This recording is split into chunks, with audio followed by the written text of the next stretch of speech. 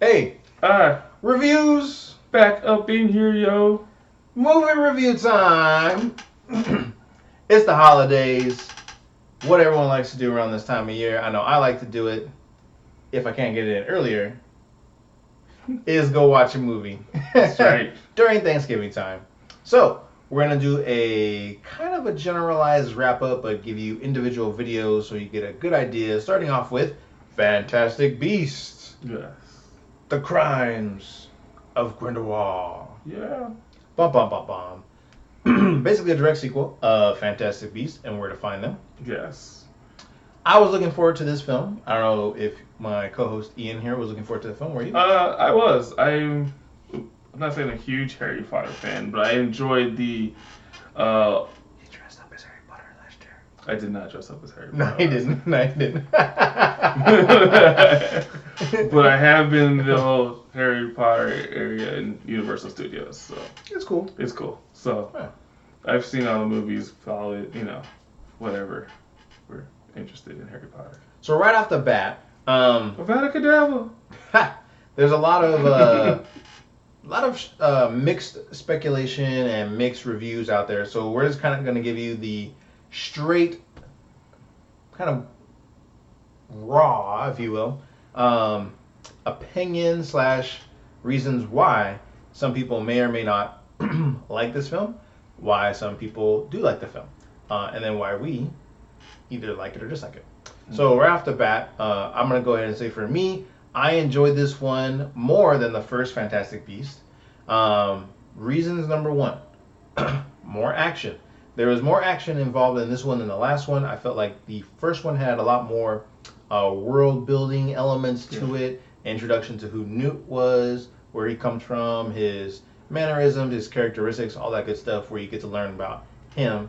Not saying it's not, interesting, but not as cool as, say, some of the stuff that we see happen in this second film. Reason number two, action. There's more action in this one. Someone told me that there was no action in this film. I was like, we must have watched a completely different film then, because there's a lot more in this one. Agree or disagree? I would say there is more action. I would say it's completely action filled. Yeah. There is more action than the original. So for me, it is better than the first one, but I don't say for me personally on par with the other Harry Potter movies. I'll agree with that. There's definitely a little bit more world building and action that takes place in the other original Harry Potter films that still isn't quite present. In this one, I think they're kind of building up to it, which is good. Usually by the second film, you already start having what is referred to as the Batman syndrome, where you have a really decent first one, and then it just kind of falters the more sequels you make. So it looks like this one's actually ramping up, which is a good thing, in my opinion. There are some downtimes, like Ian mentioned, but I don't think they quite ruin the film like in some movies where there's pacing issues throughout. I think there's a few moments here and there probably could have maybe sped up a little, maybe don't need to talk about as much, or for as long, perhaps. So there's those issues, but there's a lot of movies nowadays that kind of suffer from that. So not too big on that. I'm not going to completely knock the film for those areas where it happens. Yeah. Now, casting. Did you like the cast of this one? I did. I like the cast. Throughout, I didn't really have a problem with too many of the characters here and there. Johnny Depp does a good role in his role, and normally he takes on characters, so he's taking on this character, and so a lot of them kind of do a good job of taking on their characters. Jude Law is Dumbledore. It's a hard thing to fill. Like everyone kind of enjoys Dumbledore in the way he is. I think he kind of gives off the same sort of feel Dumbledore, but I think he's still missing something for Dumbledore. Like he's not fully in Dumbledore. I understand it's still younger Dumbledore, and it's not the one you're used to seeing in the Harry Potter franchise. But I just feel like this is like the powerfulness that he is the wizard doesn't really come across. Like they kind of know that he's powerful, but it doesn't really come across in the way he is yet, I think. Yeah, I would definitely say so. They talk about him in the sense that they recognize that he is strong. Even with Grindelwald, they even say like you're the only one that can take him down. And then they kind of you don't really see as to why they believe he's the only one that can take him down, right? Yeah. Like in the previous film, you saw that he was kind of strong. It took all those wizards to kind of hold Grindelwald, so to speak, and then he ends up, opening scene, no surprise that he's loose again in the world. So it's kind of interesting the way they kind of give you that dynamic. It's like, oh, it has to be you that takes him down because you're the only one that's as strong as him. But they don't really show why or allude to anything. Yeah, like for the most part, he's just kind of a professor. Yeah, they don't really tell you why he's regarded as such a powerful wizard, basically, right? Just that he has, Hogwarts. Yeah, he's Hogwarts, and he's a Hogwarts professor, and he's been a professor there. And they don't really give out to like, oh, why does everyone regard Dumbledore so highly? Yeah, so highly, and this powerful, wizard. Now they do a small reference to classes in the purebloods in the wizarding world. Yeah. And they do mention, or Dumbledore briefly mentions about how phoenixes come to his family, which is, I guess, regarded as a very high level ranking magical bird. So they kind of talk about that briefly. It talks about like their one went away when his was it his grandfather or his father died, and then like it disappeared. And supposedly that's because of like their power level or something of that nature. I forget specifically what he says, but like I said, they briefly touch on that. It would have been nice to kind of get more of a background, because later on you see that like the Strange families, their bird is like the raven. Yeah. So it's kind of interesting that it kind of seems like they're saying that each one of the families has like a royal crest, so to speak, or like a beast, maybe perhaps. Well, yeah, because they bring up the phoenix later on, if you see it in the Harry Potter, where he has the phoenix that's dying. And he's like, yeah, it happens, because that's what phoenix do. They die and get reborn. And it kind of happens throughout the Harry Potter one. And he makes, a little cool magical thing with explosion with his phoenix. So, like, phoenix are basically entrenched in his family. And they kind of foreshadowing what might be happening. Yeah. So, pretty interesting there. Rating on the film. Overall, I would say 3.7. Real Pacific. 3.7. 3.7. 3.7? Yeah. 3.7. 3.7. Not a 3.5, not a 3.8, No. not a 3.9, not Right a up in 4. 3.7. 3.7. Specific. No rounding. All right. 3.7. 3.7 out of 5. Is it a movie people need to go watch in the theater? I mean, if you're a Harry Potter fan, you probably need to go see it, because you're a Harry Potter fan, you're a fan of the world. I mean, you're probably already seen it. If you're not, I mean, it's not going to blow you away in terms of you've seen the other ones and seen the... So I'd say it's better than the last one. If you kind of enjoyed it, yeah, you're going to like this one. Okay. All right. Fair enough. I'm going to give it a 3.5. I want to give it a 4 because I really enjoyed the level of 3.7 polished CGI, and the beast in this one, in my opinion, looked a little bit better than the first one. And in this day and age where people skimp on the CGI and the film is like ends up being so because of it, I really appreciated the fact that they put some polish on this. So 3.5 if I'm not being biased. If I put in my bias for having really good CGI, I give it a 4. Do I think you need to see it in the theater? I believe your movie-going experience would enjoy it more in the theater. Nothing wrong with waiting to watch it at home, but like Ian said, if you are a big Harry Potter fan, if you really, really like the series, I think you will enjoy this. I had a couple coworkers that don't really follow the books, kind of seen the movies, didn't really like this one. However, another coworker has read all the books, thought the first one was okay, and then he said this one to him was really, really good. So it's kind of mixed reviews. It depends on, I think, overall what you're looking for from this film. In this film, you're going to get more story, more action. Yes. You're going to get a story that progresses towards what it looks like explaining where Hogwarts and Dumbledore backstory is more. Yeah.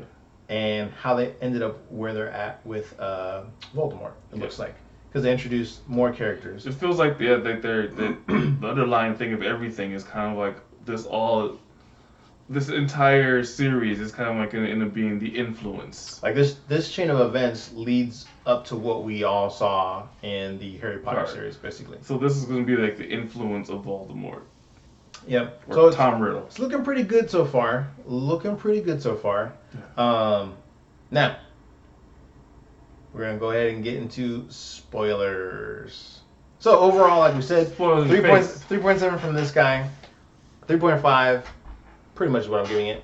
So time for spoilers. Bam! Spoilers in your face. All right.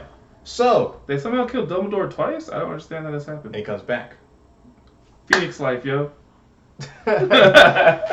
All right, so basically how this one ends, obviously there's going to be a sequel. Yes. And Newt finally chooses a side. There's a decent amount of deaths in this one. I forget what the name of that spell is, but it's the green one. Avada-Kedavra. There you go. We see that a lot. Yeah, it's the killing curse, yo. Yeah, in this they one. killing folks. A lot. Avada-Kedavra. And they even do it to a baby. Oh my gosh.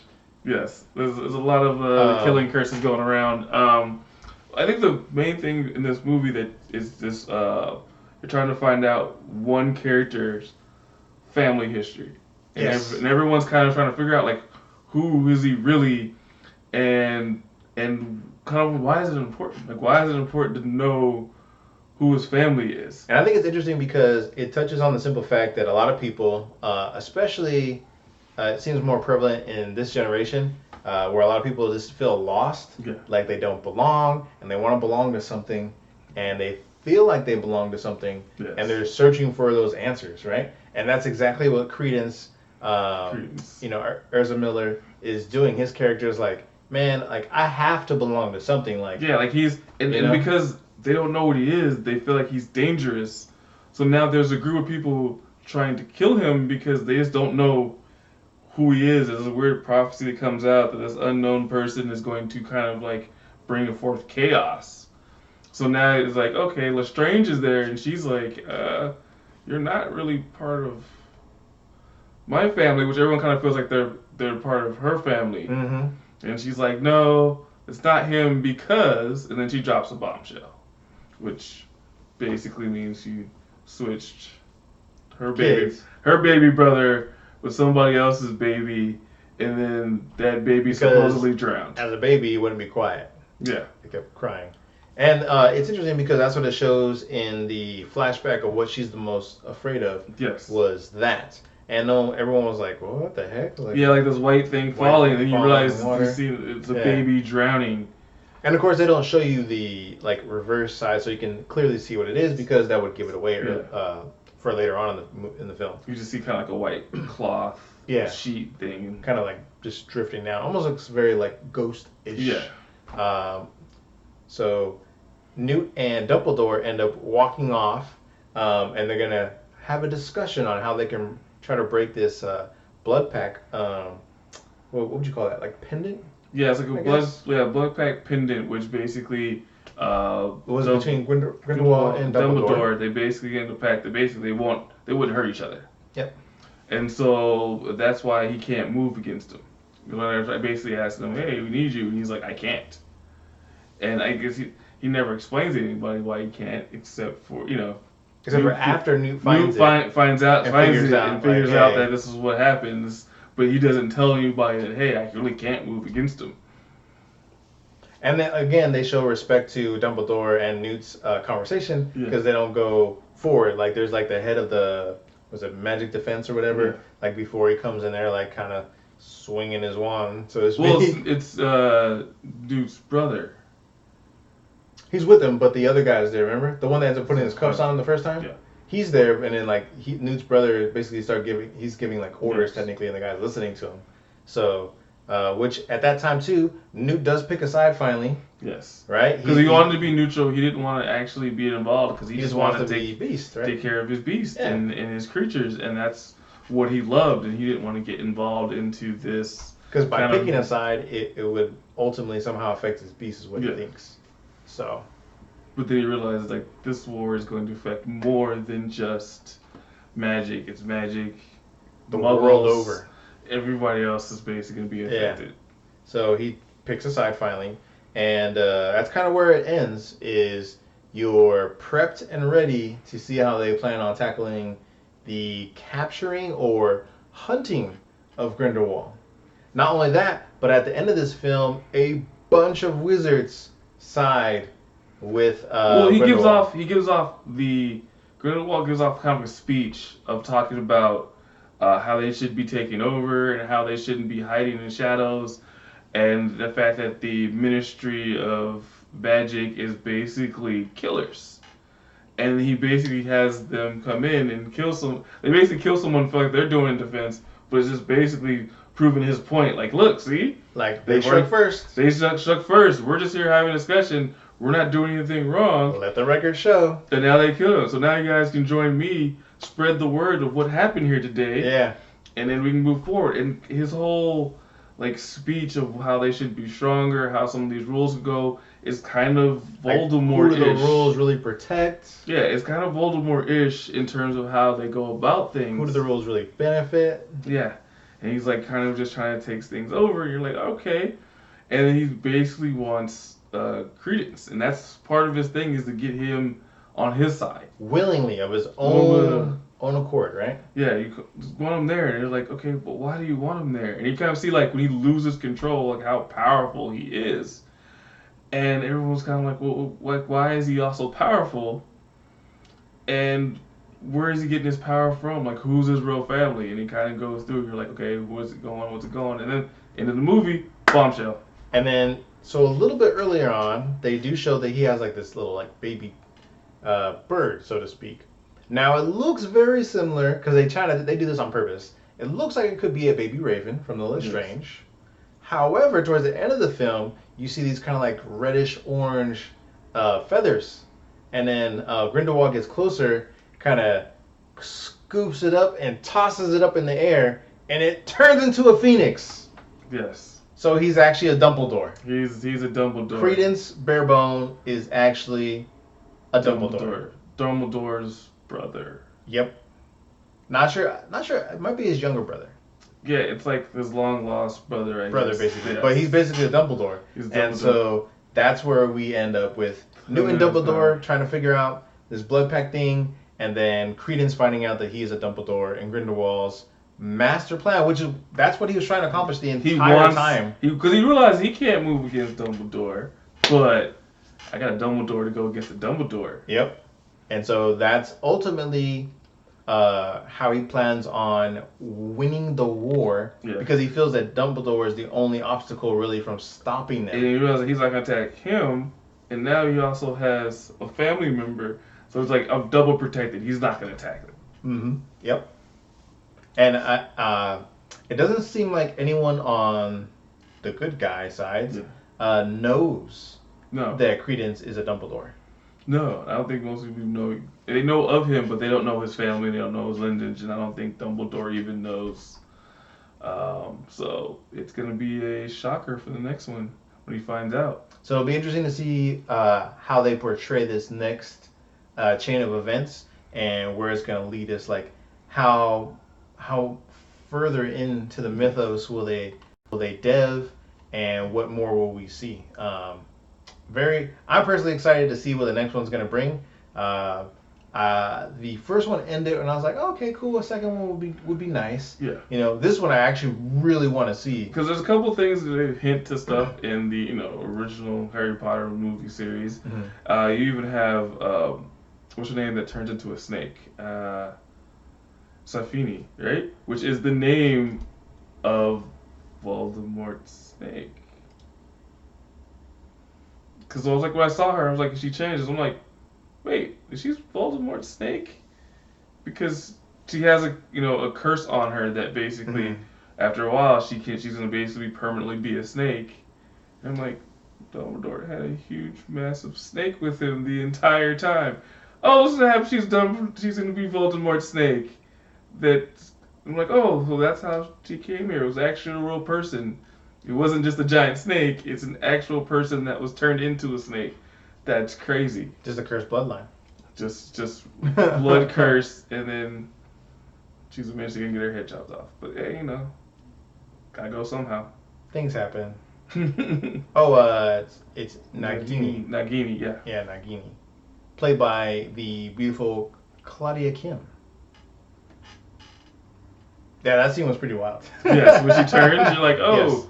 Wait, what are you turning into? Because they don't really say what it is. You kind of, okay, she's going to turn. And I personally wish they would have spent just a little bit more time giving you a little more background on all the characters that were in the circus. Yeah. Or where that circus like kind of found them or something like that. They did have some interesting creatures there. But, it did its thing, right? Supposedly that's where he was hiding Credence. And they kind of moved it forward. So it was cool.